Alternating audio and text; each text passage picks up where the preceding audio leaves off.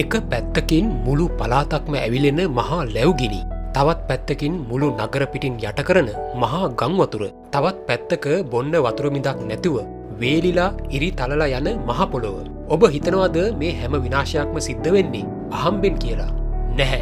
මේ හැමදේම පිටුපස තියෙන්නේ එකම එක අද්භූත බලවේගයක්. ලෝකයේ දේශගුණය උඩු යටිකුරු කරන සාගරයේ සැඟවුණු ඒ මහා බලවේගයට විද්‍යාඥයෝ කියන්නේ එල් නිනෝ කියලා. මේ පුංචි නම පිටුපස හැංගිලා තියෙන භයානක ඇත්ත මොකක්ද? මේකෙන් අපේ පුංචි ශ්‍රී ලංකාවට වෙන්න යන මහා විනාශය මොකක්ද? අද අපි ඔබට පැහැදිලි කරන්න යන්නේ මෙන්න මේ කාරණාව ගැන.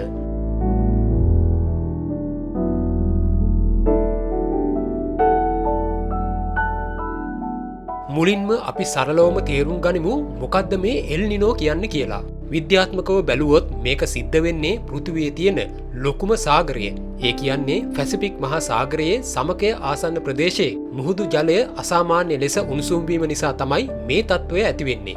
මේක සාමාන්‍ය කාලගුණ තත්ත්වයකදී වෙන්නේ පැසිෆික් සාගරය හරහා හමන ප්‍රබල සුළං මගින් මතුපිට තියෙන උණුසුම් ජලය බටහිර දෙසට, ඒ කියන්නේ ආසියාව සහ ඕස්ට්‍රේලියාව දෙසට තල්ලු කරන එකයි.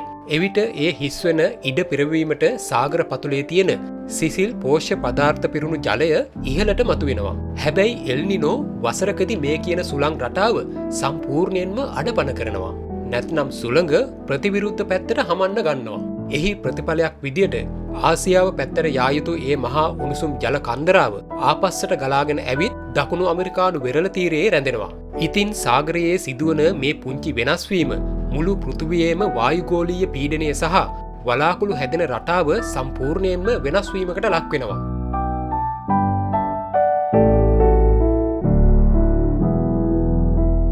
අපි දැන් බලමු මේකෙන් ලෝකයට වෙන හානිය මොකක්ද කියලා. මේ සාගරයේ රත්වීම නිසා මුළු ලෝකයටම වෙන හානිය විශාලයි වගේම ලෝකය කොටස් දෙකකට බෙදිලා එකම වෙලාවක විනාශයන් දෙකකට මුහුණ දෙනවා. ඒ කොහොමද කිව්වොත් උණුසුම් ජලය දකුණු ඇමරිකාව දෙසට ගමන් කරන නිසා. සාමාන්‍යයෙන් වැස්ස ලැබිය යුතු ඕස්ට්‍රේලියාව, ඉන්දුනීසියාව, පිලිපීනිය සහ දකුණු ආසියාතික රටවලට වැසි නැතිව යනවා. ගංගා ඇලදොල වේලිලා ලොකු නියගයන් නැති වෙනවා. වනාන්තර වේලිලා යාම නිසා දින ගණන් සති ගණන් නිවා දමන්න අපහසු මහා ලැව්ගිනි හට ගන්නවා.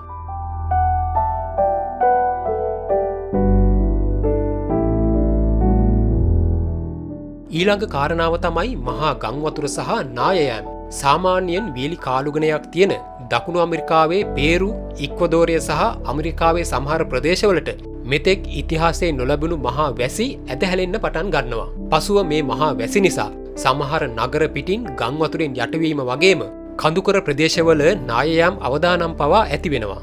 මෙහිදී කියන්න ඕන තවත් කාරණාවක් තමයි මේ සාගර ජලයේ රත්වීම නිසා මුහුදේ ඉන්න මාළුන්ට කෑම හිඟ වෙනවා. ඔවුන් සීතල වතුර සොයා වෙනත් කලාපවලට යනවා.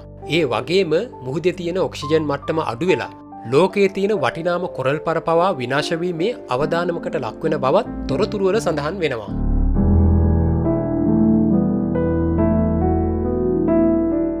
දැන් අපි බලමු මේ එල් නිනෝ තත්ත්වයෙන් අපේ රටට වෙන බලපෑම මොකක්ද කියලා.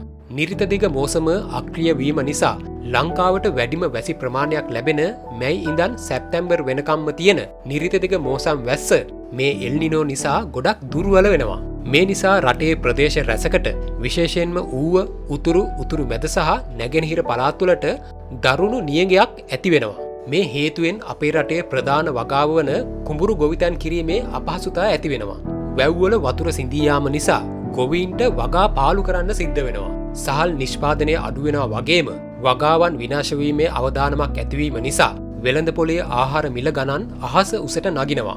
රට තුල ආහාර හිඟයක් ඇතිවීමේ අවදානමද ඉහළ යනවා. ඒ වගේම තමයි දෛනික උෂ්ණත්වය සාමාන්‍ය මට්ටමකට වඩා සෙල්සියස් අංශක කිහිපයක් ඉහළ යනවා. දරාගන්න බැරි රස්නය නිසා මිනිස්සු වගේම සතුන් පවා පීඩාවට ලක් වෙනවා.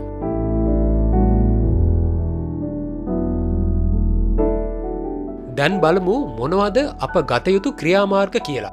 මුලින්ම කියන්න ඕනේ ජලය බිදක්වත් අපතේ නොයවීම.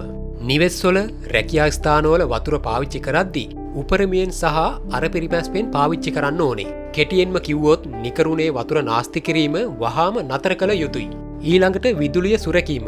නිවසේ අනවශ්‍ය විදුලි ලාම්පු, විදුලි උපකරණ නිවාදවන් විදුලි පද්ධතියට සහයෝගය දැක්වීමත් අපගේ වගකීමත්. ඒ වගේම විකල්ප වගාක්‍රම මගින් ගොවීන් වගේම සාමාන්‍ය ජනතාවත් ගෙවතු වගාවලදී නියඟයට ඔරොත්තු දෙන භෝගවර්ග තෝරා ගැනීමෙන් මේ තත්ත්වයෙන් යම්තාක් දුරට මිදෙන්න පුළුවන්.